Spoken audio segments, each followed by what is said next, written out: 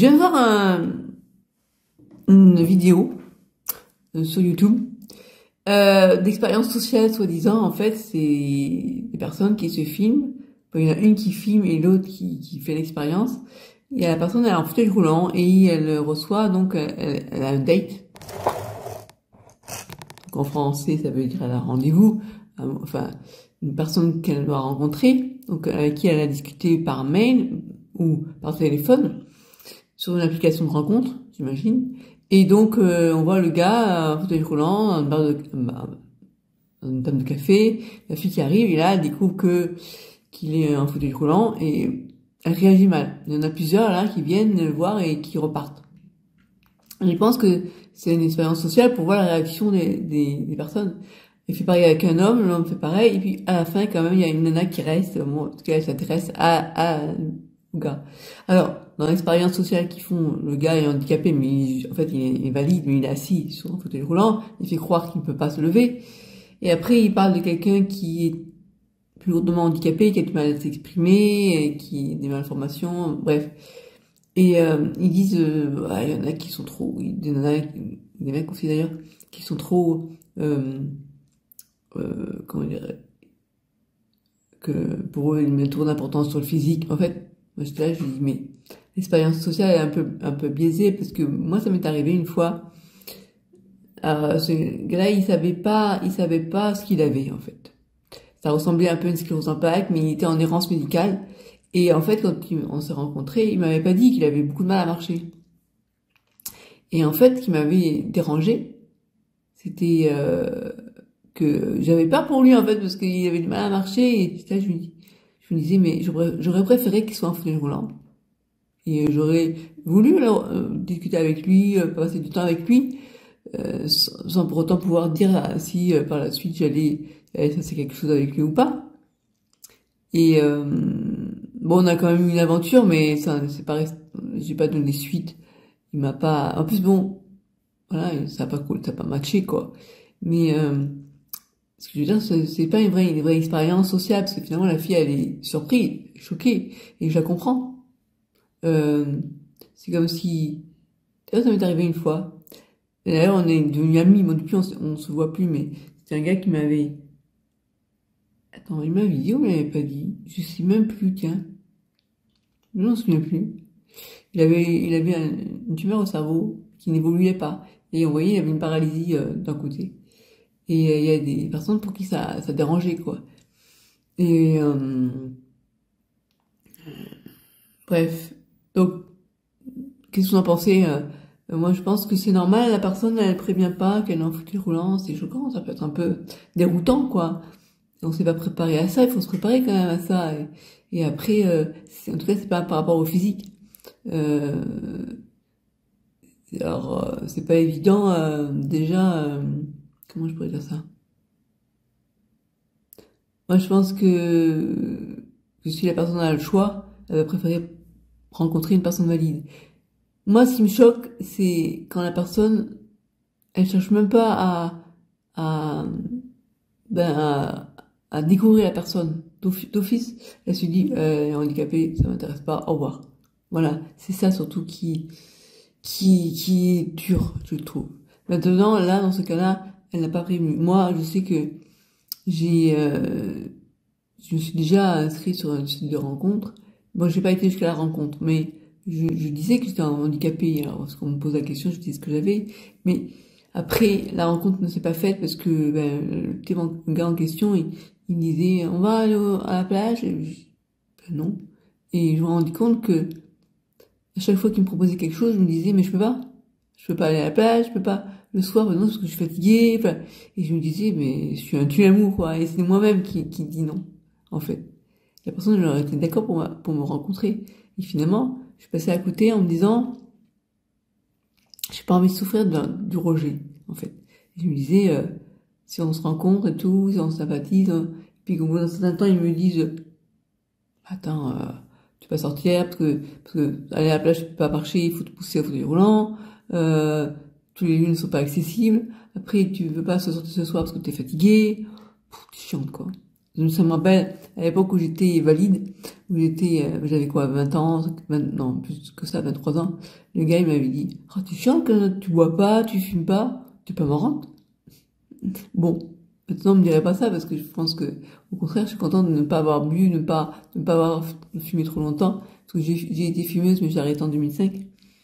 Mais, voilà, c'est un peu ça, c'est, oh, tu chantes, j'avais pas envie qu'on me dise que je chante parce qu'il y a plein d'endroits qui ne sont pas accessibles, parce que je suis fatiguée, bah oui, la sclérose en plaques, c'est pas juste, on est handicapé, on peut pas, on a une mobilité réduite, il y a des gens qui sont pas en mobilité réduite, qui ont une sclérose en plaques, et qui sont handicapés par cette fatigue chronique.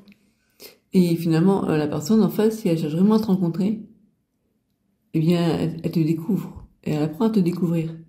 Et on a tous nos défauts et nos qualités, en fait. Et il faut pas qu'on soit jugé d'emblée en disant, c'est comme ça, je veux pas. Et même moi, là, c'est moi-même qui mettais un bâton dans les roues. Dans ce sens que je me disais, de toute façon, je suis pas prête à rencontrer quelqu'un parce que j'ai l'impression que pour aller à la rencontre de quelqu'un, ça veut pas dire qu'il faut qu'on soit parfaite, mais qu'on ait qu'on n'ait pas des obstacles, trop d'obstacles. Sinon, moi, je me dis, c'est un peu comme si, je sais pas comment expliquer ça. Ouais. Après, il y a un handicap invisible aussi. La personne qui, ah, le handicap invisible, mais il y en a beaucoup, il y en a beaucoup. Euh, Finalement, il faut d'abord que la personne elle-même, elle accepte son handicap. Ça aide, ça facilite la rencontre. Si on n'est pas bien avec soi-même, avec son corps et avec son handicap, l'autre forcément il le ressent et c'est difficile. Et moi j'étais pas prête en fait, je crois, à aller à faire des rencontres. Parce que pour moi c'était un boulet en me disant je vais être un boulet pour l'autre. Alors que d'un côté je me dis ben non parce que j'ai des qualités, parce que j'ai des choses qui peuvent être, que les gens peuvent m'apprécier pour d'autres choses. Et bien sûr que si on pouvait, enfin si en fait si je vais boire un petit peu.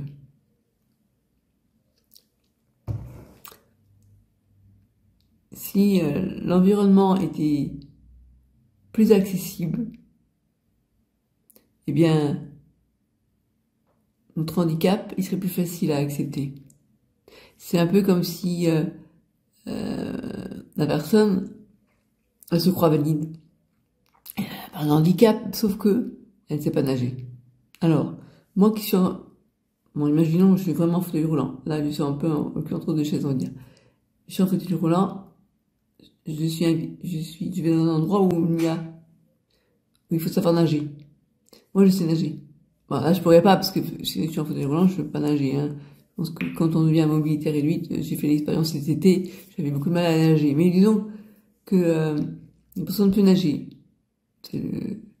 Et à côté de ça, il y a une personne qui, elle, est valide, mais elle ne sait pas nager. Eh bien, face à, mis dans une piscine, eh bien, qui c'est qui sera handicapé? La personne qui ne sait pas nager. Voilà. Donc, en fait, l'environnement est vachement important. Et que si on est une personne handicapée, ben, bon, on va dire plutôt pas handicapée, personne à mobilité réduite, en fauteuil roulant. Si on nous met un fauteuil roulant avec un environnement qui est adapté, eh bien, le handicap, il se ressent beaucoup moins. Alors que si on nous met sur un fauteuil, mais qui n'est pas roulant, et que rien n'est adapté, et qu'il y a des marches d'escalier partout, on est bloqué, quoi. Pareil que une personne qui ne sait pas nager et qui est sur une île. Voilà. Bref, tout ça pour dire que c'est bien ce genre de vidéo sur les expériences sociales, mais ça prouve pas grand-chose en fait. Pour la fille qui disait, bah, elle est restée, elle était d'accord pour parler avec ce gars en pensant alors qu'il n'était pas handicapé. C'est bien, mais je vais pas juger les personnes qui peuvent pas et qui s'en vont parce que on les a pas prévenus. Et maintenant, c'est vrai que c'est bien de parler du handicap. En fait, ils n'en parlent pas vraiment du handicap parce qu'ils présentent une personne handicapée, mais sans expliquer un petit peu différentes formes de handicap. En tout cas, la personne, ne pas juger parce qu'on a un fauteuil roulant, D'ailleurs, les personnes qui étaient en fauteuil roulant, elles n'étaient pas handicapées. Et ce qui est vraiment lourd, c'est que la personne en face, elle va dire, tu es handicapé, alors c'est un obstacle à la rencontre. Je ne vais pas chercher à te rencontrer, à te découvrir, à savoir qui tu es derrière, qui se cache derrière le fauteuil roulant, en fait. C'est ça qui est lourd. Après, qu'elle veuille pas de relation avec une personne en fauteuil roulant, je peux le comprendre. Mais peut-être que si ces personnes, peut-être qu'elle est quelque part, je me dis, ces personnes, elles n'aimeraient pas à prendre le risque de tomber amoureuse d'une personne en fauteuil roulant en disant non. Dans ma tête, je me suis dit jamais à quelqu'un en fauteuil roulant parce que c'est trop compliqué, parce que voilà, j'ai pas envie de me rendre la vie difficile. Et du coup, mais ça est arrivé, hein, qu'il y ait des personnes valides qui, finalement, au détour d'une rencontre, n'avaient jamais imaginé pouvoir tomber amoureux d'une personne handicapée. Quand je parle de handicap, là, je parlais du fauteuil roulant, mais bon, il y a un handicap où ils sont debout. Voilà, et c'est peut-être ça qui leur fait peur, en fait. Je dis, oula, non, non, je veux pas, parce que je connais pas, parce que ça me fait peur, parce que, voilà, c'est être hors de la norme, hors de ce que font, enfin, c'est se mettre des bâtons dans les roues, quoi. C'est pourquoi, si je peux travailler avec une personne valide, pourquoi je vais m'embêter à aller rencontrer, découvrir, il y a plein de gens sympas, très, très sympas et très humains parmi les personnes qui sont handicapées, mais si je peux trouver quelqu'un de valide, je préfère autant. Et ça, je peux le comprendre. Même si j'espère que dans l'eau, il y a aussi des personnes qui vont au-delà du regard des autres, de l'image, et parce que personne n'est à l'abri. C'est-à-dire que tout le monde peut un jour se retrouver en fauteuil roulant parce que un accident, parce qu'une maladie, parce que voilà. Et voilà. Bon, bref, je sais pas, c'est compliqué de parler de ce sujet parce que finalement, on sait pas vraiment comment on pourrait réagir. Moi, ça m'est arrivé une fois, donc je peux le dire. Et même à l'époque où je savais pas que j'avais une sclérose en plaques, j'étais avec quelqu'un qui, lui, m'avait dit que sa mère avait une sclérose en plaques. Et ça m'avait fait peur. Je me suis dit, tiens, c'est pas une maladie contagieuse. Non, je pensais pas que c'était une maladie contagieuse. Je savais pas que ce soit une maladie héréditaire. Et je me suis dit, voilà. Hein, si j'envisage d'avoir des enfants avec lui, ça craint. Et finalement, ça craignait parce que j'avais une sclérose en plaques. Donc, si j'avais des enfants avec quelqu'un qui est le fils d'une personne qui a une sclérose en plaques, peut-être que mes enfants vont avoir plus de chance d'avoir une sclérose en plaques, enfin, de chance, de malchance, on va dire. Bon, ça s'est pas fait, finalement, c'est pas pour ça qu'on est pas restés ensemble, hein. Mais je me souviens, à l'époque, j'avais réfléchi comme ça. Et avec le recul, je me suis dit, mais t'étais comme, parce que si t'étais posé des questions sur que c'est quoi, ce qu'elle a, sa mère, peut-être que tu aurais compris que elle souffrait, tu en souffrais aussi. Voilà, donc j'étais en contact avec une personne qui avait la sclérose en plaques sans savoir que moi j'avais aussi la sclérose en plaques. Bon bref, en tout cas, c'est une expérience sociale, c'est bien, mais ça démontre rien en fait. À part qu'il y a des gens qui sont plus à même d'accepter le handicap que d'autres. Et finalement, ça fait peur.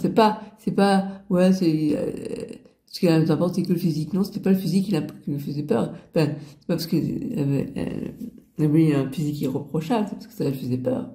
Quelle vie je vais avoir avec une personne handicapée, quoi. Et ça, je peux le comprendre. Voilà, donc si vous voulez faire un retour par rapport à ça, n'hésitez pas. En complément à cette vidéo, je voulais ajouter que je me suis rappelé d'un gars que j'ai rencontré en boîte de nuit, en fait il y a longtemps, hein, j'avais 24 ans, un truc comme ça. Et je me souviens, ça m'avait marqué, parce que j'ai remarqué qu'il était sourd et muet, parce que je voyais faire des signes et tout. Et je me suis dit, il est en boîte de nuit, il est sourd et muet. Et j'avais été intriguée en fait. Et cette curiosité m'avait attirée vers lui. Bah bon, on aurait fait qu'il était mignon. Et j'aurais aimé pouvoir lui parler, pouvoir échanger avec lui.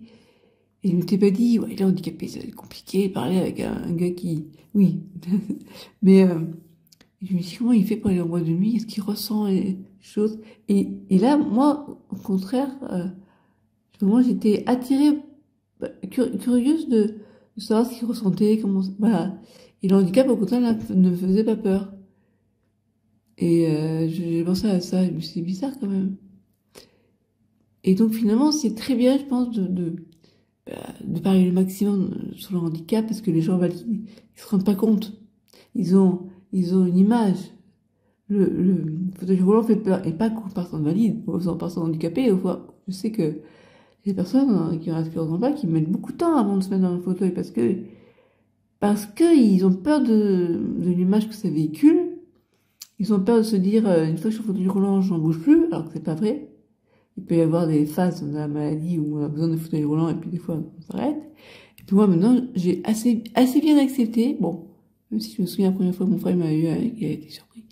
Mais j'ai assez bien accepté parce que je me suis rendu compte de ce que ça pouvait vachement aider. Après, il y a le problème, c'est que c'est pas toujours accessible au fauteuil roulant. Donc voilà, et puis c'est pas faisant de sortir ça avec mon Joy Rider, sortir et le mettre dans la voiture. Je te poserai la question à mon avis. Voilà, mais sinon, pour moi, je vis assez bien parce que c'est vraiment une grande aide.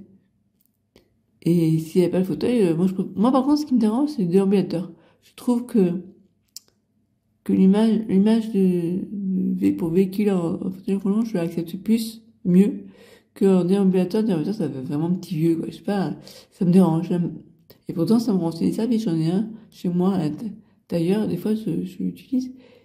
Et l'avantage, c'est que ça pourrait être utilisé plus facilement à l'extérieur, parce qu'on peut plus facilement le mettre dans une voiture. Je me demande si je pourrais pas le faire toute seule, d'ailleurs.